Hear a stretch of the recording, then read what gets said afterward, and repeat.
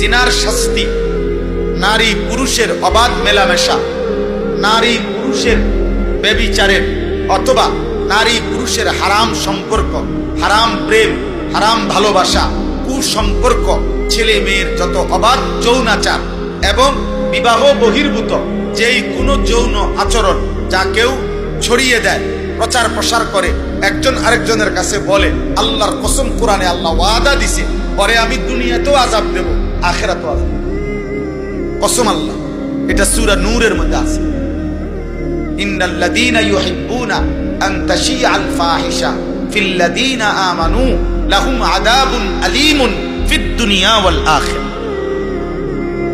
আল্লাহ বলেন, ইমানদার মুসলিম সমাজে যারা অশ্লীলতা ছড়িয়ে দেয়, বেহায়াপনা ছড়িয়ে দেয়, অসভ্যতা ছড়িয়ে দেয়, নারী পুরুষের অবাধ চলাফেরা, জিনার ব্যভিচারের পরিবেশ ব্যবস্থাপনা করে দেয়, নোংরামি নোংরামি, তো আল্লাহ বলেন আমি ওয়াদা দিলাম তাদেরকে আমি দুনিয়াতেও আযাব দেব, আখিরাতেও আযাব।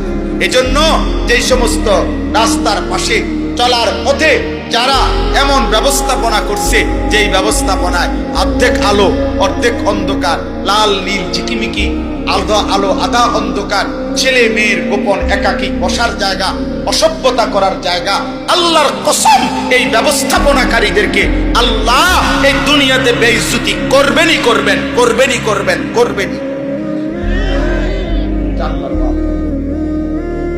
তুমি যুবক যখন আরেকটা মেয়ের সাথে প্রেম করছো, তখন যখন আরেক বন্ধুকে বলছো, তুমি আর বলতে হবে না, তুমি তাকে এই কাজেই উৎসাহিত করছো। তুমি যখন আরেকটা মেয়েকে নিয়ে মোটর সাইকেলে হোক অথবা এমনি চলার একটা সুযোগ পাইয়া তাকে নিয়ে রাস্তায় চলছো, দুই পাশের যত যুবক দেখছে তারার কলিজার মধ্যে আফসোস আসছে, এমন অসভ্যতা যদি আমরাও পাইতাম তাহলে তুমি জানোয়ারে এই অসভ্যতার ব্যবস্থা করে দিলা, তো তোমার কপালে জিল্লতি আছে, এটা রবের ওয়াদা। অপমান চুক্তি কোন সন্দেহ।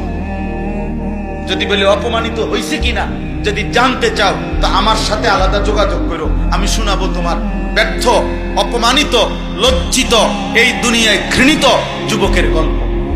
তোমার হোয়াটসঅ্যাপে শোনাবো,